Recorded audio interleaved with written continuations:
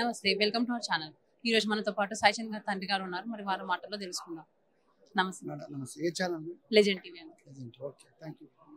సాయి చంద్ గారి లోటు మీకు ఎలా అనిపిస్తుంది? ఎలా అనిపించేది ఏంది మేడం, ఒక తల్లిదండ్రికి కొడుకులు లేకపోవడము కొండంత భారాన్ని మోయవలసిన బిడ్డ నా జీవితాన్ని కూడా నా యొక్క చివరి శ్వాస వరకు కూడా తను చూడవలసినటువంటి పరిస్థితి. కానీ తను లేకపోవడము, మా ఇల్లే ఒక చీకటిమయం, మా కుటుంబమే ఒక దుఃఖమయం. ఇక నాకు ఇది రక్తం పంచిచ్చిన తర్వాత నా బిడ్డకు పాట కూడా నేర్పించిన. నా బిడ్డ నా స్వరంతో జీవించిండు. నా బిడ్డ నా పాటతోటి, నా పాట నేర్చుకుని ఆ స్వరంతో ప్రపంచాన్ని కదిలించిండు.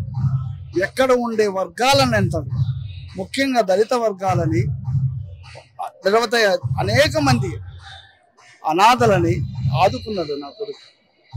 అనాథ శవాలకు తన ఆదరణ ఇచ్చి మా ఇంటికి కూడా మా ఊరికి కూడా పంపించిండు. ఎక్కడో పడిపోతే ఆయన్ని ఆదుకొని తన శవాన్ని కూడా మా ఊరికి అమర్చింతకు ఆదరణ లేని కుటుంబం అని చెప్పి నా కొడుకు స్వయంగా ఒక కారు ఇప్పించి మా ఊరికి పంపించిండు. అలాంటి బిడ్డ లేకపోవడం అనేది ఇంతకంటే తార్కాణం ఏముంది? అలాంటి బిడ్డలు ఉంటారా?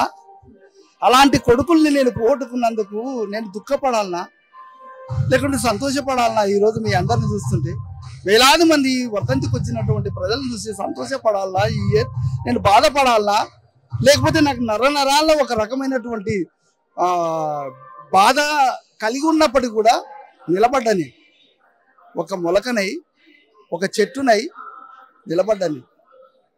ఏర్లు నాతో పాతుకుపోయినాయి అంతే తప్ప అవి పెకిలేస్తే ఎన్నడో రోజు నేను కూడా కూలిపోవాల్సిందే.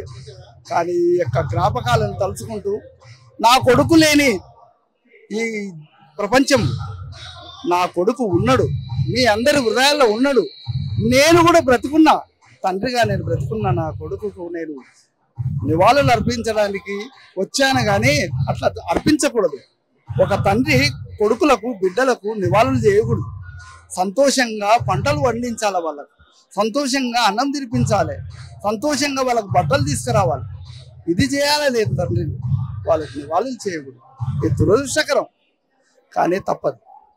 నా బిడ్డలకు నేను తప్ప ఇక చివరిది, ఇది నా అంశము చివరిది ఉంది. ఇక నేను ఒక్కనే మిగిలిన నా కుటుంబంలో.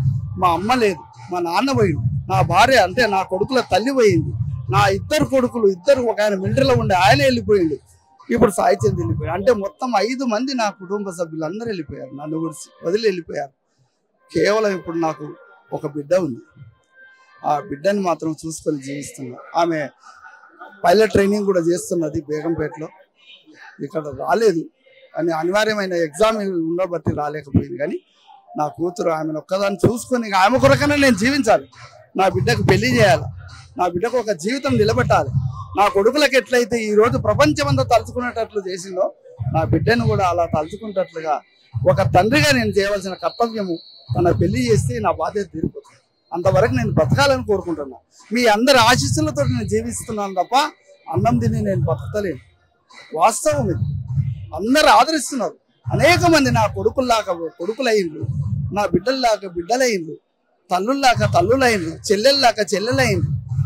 అనేక మంది అమ్మ చెప్పుకుంటూ పోతుంటే అనేక మంది కాళ్ళు మొక్కుతున్నారు. నా కొడుకుల కాళ్ళు మొక్కినట్లు అనేక మంది బిడ్డలు వచ్చి నా కాళ్ళు మొక్కుతున్నారు.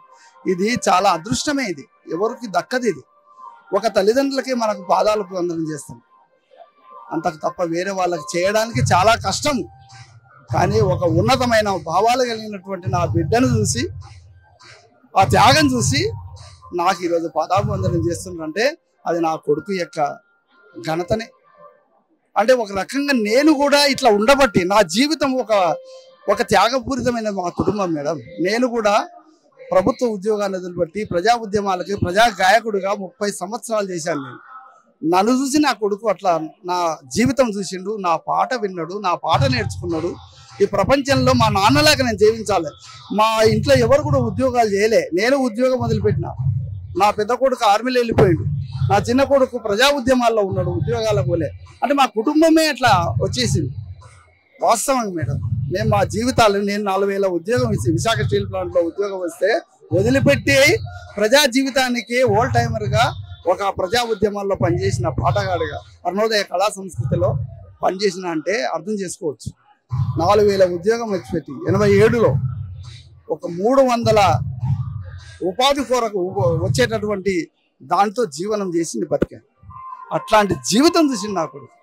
మా నాన్న త్యాగం, మా నాన్న యొక్క జీవితం, మా నాన్న పాట నాకు వచ్చింది.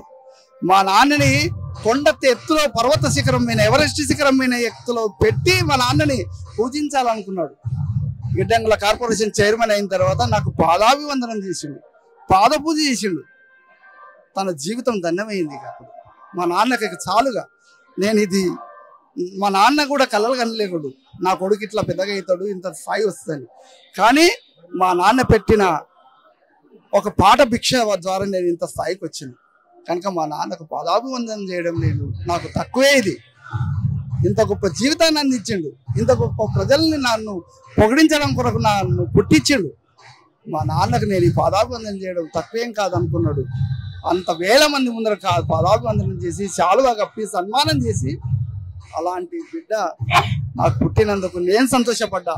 మా నాన్న నాకు జన్మనిచ్చినందుకు నాకు సంతోషం నా కొడుకు అనుకున్నాను. ఇద్దరం ఆలింగనం చేసుకొని ఏడ్చుకున్నాము. ఇంతకంటే గొప్ప జీవితం ఇంకా లేదు.